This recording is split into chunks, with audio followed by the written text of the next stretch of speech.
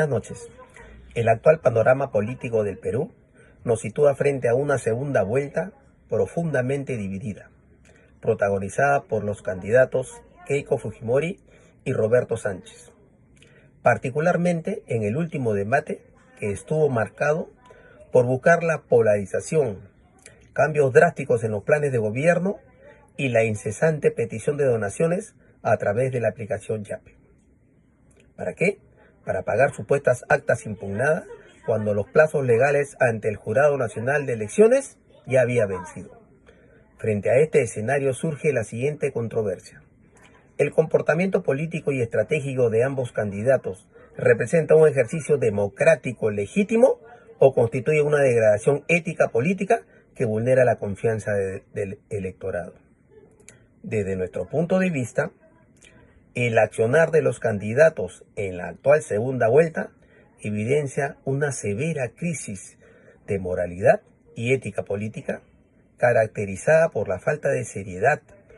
el engaño y la manipulación de la esperanza y el miedo ciudadano con fines estrictamente económicos y proselitistas. A continuación, desarrollaremos argumentos a favor y las objeciones pertinentes para sustentar nuestra postura. En conclusión, es innegable que el accionar de los candidatos en la segunda vuelta constituye una grave crisis de ética política, cimentada en la manipulación emocional y el engaño proselitista. En este sentido, mientras las prácticas de polarización, oportunismo al cambiar planes y la recaudación de fondos al margen de la ley evidencian una preocupante degradación moral, las objeciones que intentan justificar estas acciones como simples estrategias democráticas o tácticas adaptativas resultan insuficientes al carecer de una verdadera legitimidad de ejercicio y vulnerar la buena fe ciudadana. Finalmente, esta situación nos invita a reflexionar sobre la urgente necesidad de exigir a nuestros líderes una coherencia absoluta entre la palabra y la acción, puesto que una democrática auténtica no puede sostener sobre la base del oportunismo o la trampa legal, sino sobre la transparencia, el respeto absoluto a la institucionalidad y la integridad moral de quienes aspiran a dirigir el destino del país. Por el contrario, algunos sectores de la política tradicional afirman que la conducta de los candidatos representa un ejercicio democrático legítimo, amparado en el derecho a la participación y financiamiento político de los partidos. Desde la perspectiva de la sociología política y la estrategia electoral contemporánea, estas dinámicas pragmáticas encuentran un sólido respaldo académico. Desde la teoría del sistema de partidos, politólogos como Giovanni Sartori 2005 advierten que en contextos de alta polarización, la flexibilización de alianzas deja de ser una debilidad para convertirse en un imperativo táctico indispensable. Constituir coaliciones dinámicas es vital para garantizar la competitividad frente a adversarios cohesionados. Asimismo, en cuanto al financiamiento, el sociólogo Manuel Castel 2012, en su análisis sobre el poder de las redes, sostiene que la recaudación activa de los fondos ciudadanos mediante el micromecenazgo digital trasciende lo netamente económico. Es un mecanismo legítimo y necesario para democratizar la participación y asegurar la logística y la defensa del voto durante las instancias finales del proceso. Bajo esta perspectiva técnica, solicitar aportes económicos directos a los simpatizantes o reformular un plan de gobierno para buscar consensos con otras fuerzas políticas no constituyen una falta ética, sino una maniobra pragmática y legal para fortalecer la representatividad del candidato, permitiéndole adaptarse a las exigencias coyunturales del electorado y asegurar su permanencia en la contienda electoral. Continuando con la estrategia argumentativa de definición, asimismo, se argumenta que las acciones deben entenderse estrictamente bajo el concepto de la estrategia electoral adaptativa y no como una manipulación malintencionada o un fraude moral. Se define a la estrategia electoral adaptativa como un conjunto de tácticas políticas dinámicas que permiten a un candidato modificar su discurso, sumar nuevos aliados y gestionar recursos de emergencia para responder a escenarios de crisis y maximizar sus opciones de victoria electoral. A partir de esta definición, la polarización causada por Fujimori y las alianzas repentinas, recaudación de fondos y de planes de Sánchez encajarían en un marco de supervivencia política, siendo acciones pragmáticas destinadas a consolidar viabilidad electoral frente a un adversario.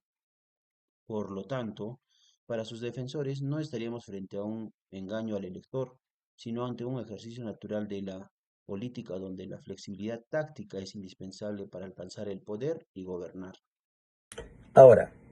cierto sector de la población opina que en el Perú siempre ha existido polarización ciudadana y que las maniobras de financiamiento y los cambios de planes de gobierno son estrategias políticas válidas y adaptativas. No obstante,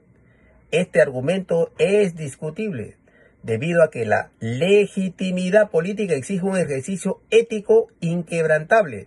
que respete los plazos legales y la coherencia moral,